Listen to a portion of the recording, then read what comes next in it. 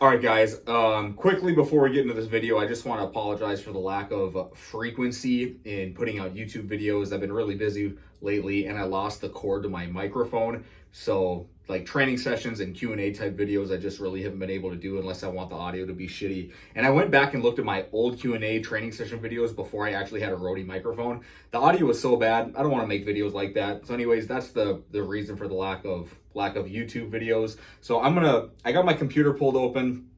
I'm just going into the comment sections of videos. I'm gonna find some questions to answer. I'll put some training footage and do like a split screen here while I'm answering questions, kind of like a GVS style type video. So, and one more thing, quick shout out to Barbell Apparel, obligatory shout out to Barbell Apparel.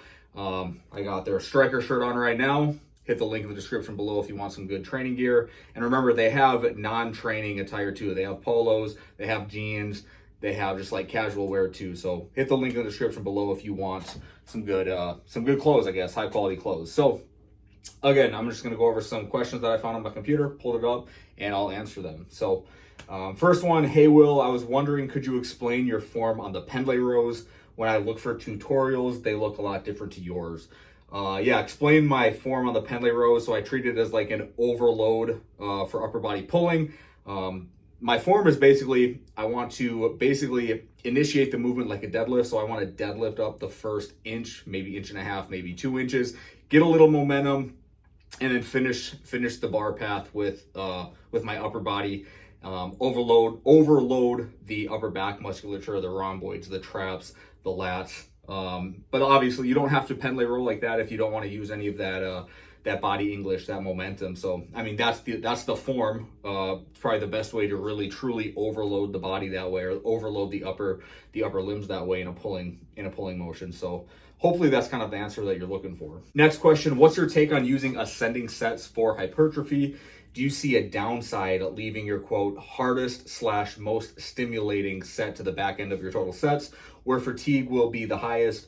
Or is it that's just simply not much of an issue when using it with trainees with a lower training age? Do ascending sets seem a bit backwards for the effective reps model? Yeah, ascending sets are backwards for the effective reps model, and that's kind of why in that video I made a couple of weeks ago, I said ascending sets are probably just more effective for someone with a lower training age, because with the ascending sets, you can look at those first couple of sets, a set of 5 at like maybe 65%, then a set of 5 at 70%, then 75%, then like a set of 5 at 80% is kind of your top set. Those first few sets where you're actually ascending the weight up, you can look at it as practice. You're just getting more practice with whatever exercise you're doing.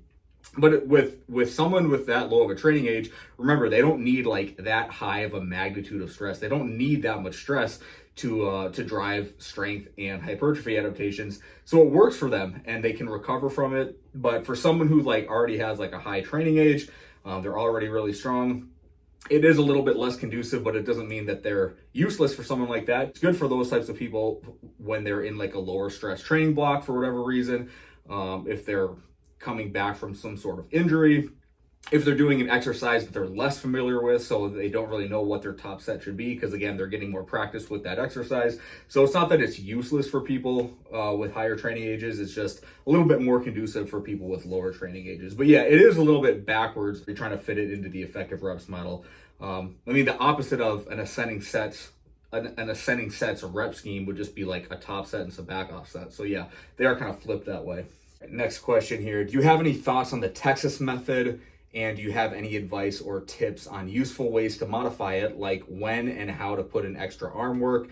I'm asking since I'm currently running the starting strength novice linear progression and plan to do the Texas method when I finish. What I'm looking for is some general advice when running the program. So I've talked about the Texas method and like what type of people I think it's most appropriate for not too long ago. I think it's most appropriate for people who are generally like high responders in training, have a good athletic background, have the necessary lifestyle and resources to actually train hard in that way that it's programmed, and also recover from that hard training.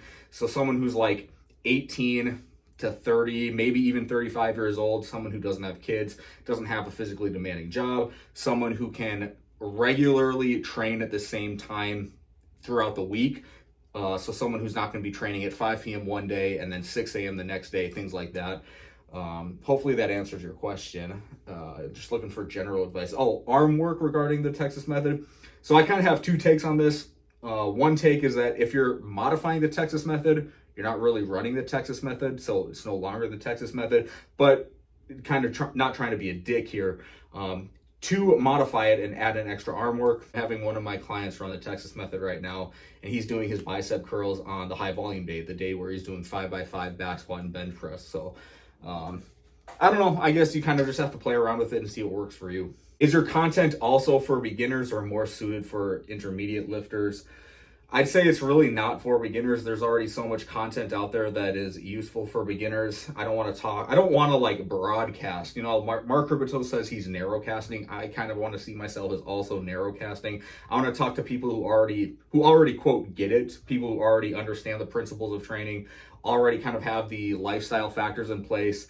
I'm not really looking to like give the low tier, these are the 5 benefits of creatine type content. Your grandma should be taking creatine. Creatine is for everyone. It's for brain health. Things like that. I don't really think I want to make content like that. But I mean, the stuff I talk about can still be applied to beginners, because most of the stuff I talk about, at least I like to think it's principle based. So it can be applied to a lot of different contexts as long as you understand the appropriate application to it. What endurance training do you do? I never see those workouts. Yeah, I do quite a bit of endurance training, or I guess not necessarily endurance. Right now it's summertime, so like my conditioning work is usually all out on a football field or a track, and I'm not doing a ton of steady state stuff because of that fact. Is when I'm in North Dakota, so when it gets cold and I can't go run on the football field because of snow, or on a track because of snow, I have a Peloton bike, I have a Peloton treadmill.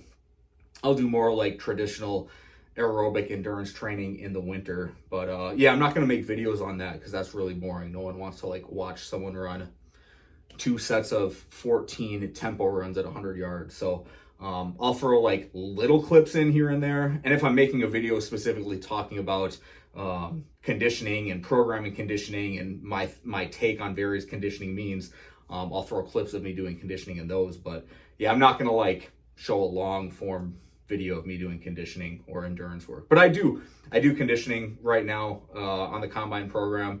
2 days of conditioning. One of them is really easy conditioning. It's intensive tempo runs. So from a conditioning standpoint, it's pretty easy because you're running at a higher speed at a shorter distance, basically walking back.